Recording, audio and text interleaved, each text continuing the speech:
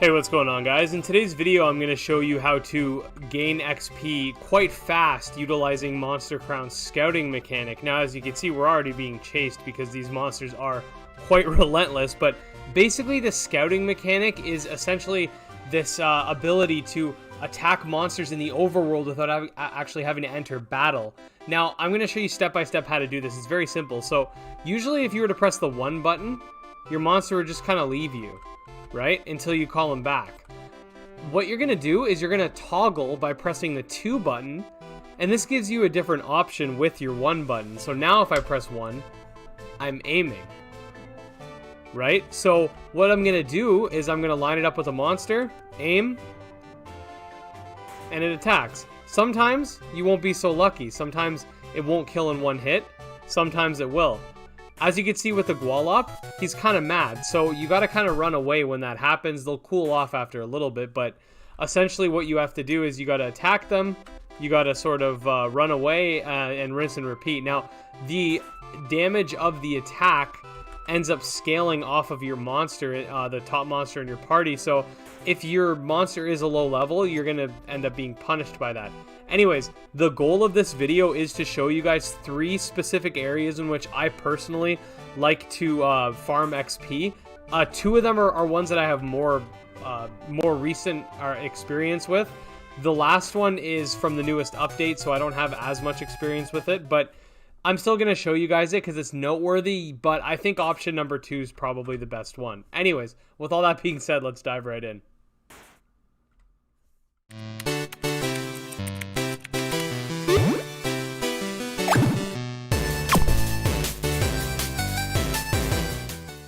Okay, so the first area I'm going to show you is a pretty simple one. Basically, go to the farm and you're going to head to the Windy Province.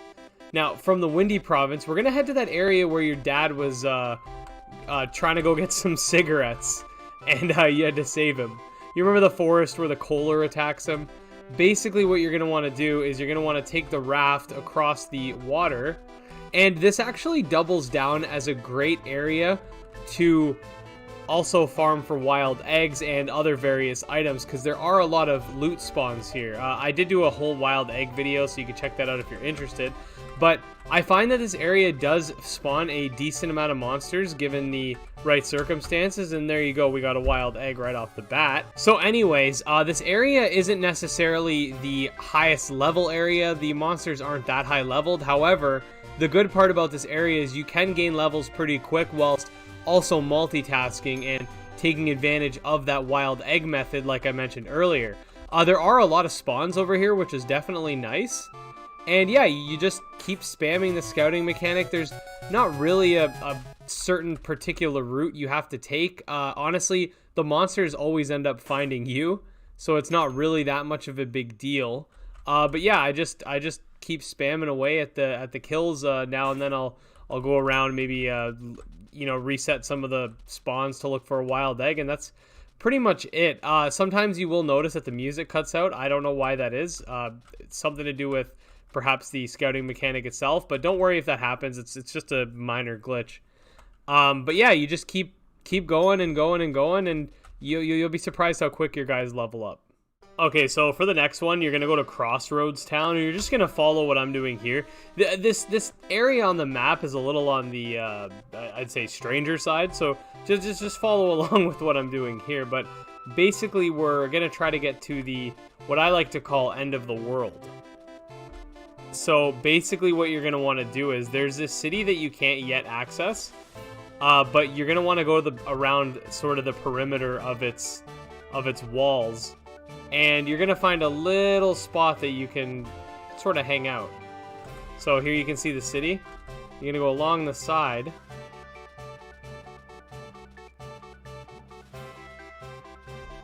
Then to the right when you get cut off. And you're going to go down here. Whoops, my bad. I should have said down here. Here is a little almost like a little unfinished village area, and the reason I call it the end of the world is because you can see the black abyss. So what I like to do in this area, and this is a more of a, I guess you could say, AFK method, is I like to kind of just wait, and the monsters will make their way to you. See? Didn't take very long. They all start to show up. These guys are a little bit higher leveled, being in like the 20s or so. So you might not kill them on your first shot, but luckily they're pretty slow. So you can just step back a little bit and do your thing. They'll all start to come after you, so it's actually quite the nice sort of area to grind in. See? You sometimes will get double kills. It's honestly, I personally would say this is the best area in the game right now. But there are others, and I'll show you why other areas, though perhaps they'd give you more XP on a one-to-one basis, it might be more advantageous to still stay in this area.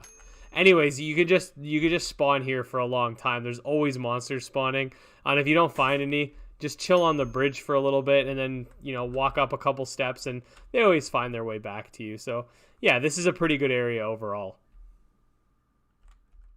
Okay, so the next area we're going to be exploring is a very advanced area. Unless you have very high level monsters, this will not be efficient for you.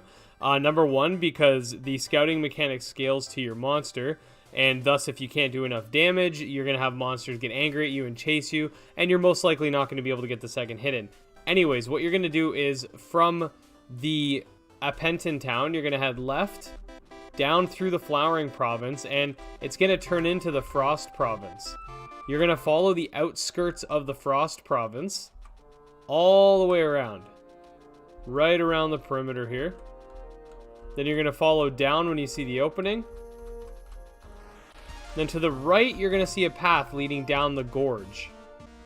You'll find yourself within the deep chasm, and the reason I say this is an advanced area is because what ends up happening is you can't one-shot these guys unless you have a very high-level monster. My Dracoil's around level 83. These guys are mid-40s, and I can't get away. So what ends up happening is you end up in a battle, and yeah, you took some of his health down, but this ends up sort of breaking your momentum, and I believe that you lose time on this.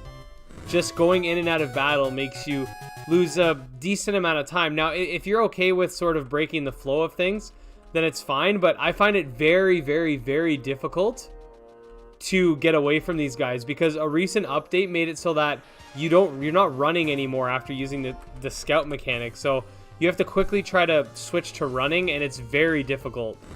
I've been at this for a while, and I have substantial difficulty with trying to get away from these guys. So just keep that in mind. If you are going to use this method, be prepared to jump into battle. These guys are a decent level, but you're going to be in and out of the scouting mechanic, and I personally prefer to just be scouting while I'm doing my thing. So the choice is yours. So yeah, guys, the aforementioned methods will definitely help you level up faster, especially if you're trying to catch those Gigadriles or those Egrons, which are level 70.